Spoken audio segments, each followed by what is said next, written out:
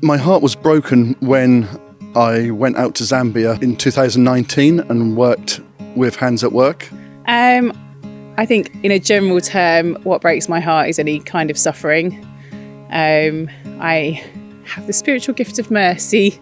So I think seeing people suffer, especially children suffering, I think is absolutely heartbreaking. Yeah, basically, it's people that live in fear. And I'm not necessarily talking about people that fear violence. It's more people don't get involved because they're concerned that what they do might be misinterpreted. And yeah, I just, that really annoys me because when I grew up, there was a saying, life be in it. And I think that's really that really struck me that, yeah, I want to be involved and do things. At the time, I didn't realise it had broken my heart until I came back. And it was the stories from the teenagers and the youngsters that I worked with. Well, recently we've become really good friends with Luke and Leanne Allard, and they're foster carers. And I've been looking at their family thinking, do you know what? I could do that. I could look after a child in need, a child who doesn't have that person to look after them, who hasn't got that champion in life.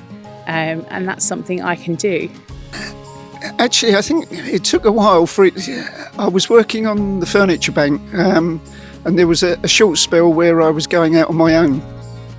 And I really enjoyed what I was doing, and I thought, I can't understand why I didn't do this before.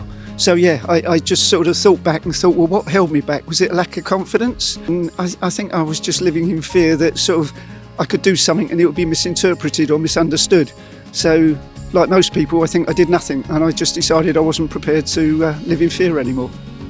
So to act on my heart being broken, I came back and just prayed about how I felt, and every time I prayed, I cried a lot.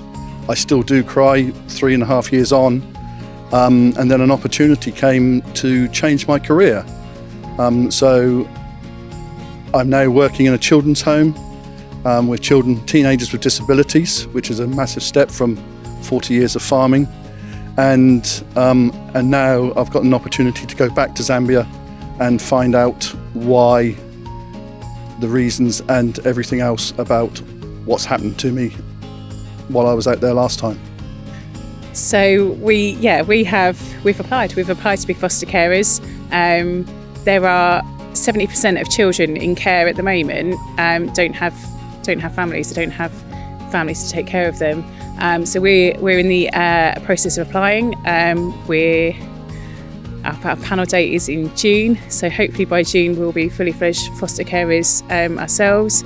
If I see somebody anywhere on the street or whatever who clearly needs help, I just don't let it bother me what other people are going to think. I do what I believe is right, and trust in God to protect me, basically.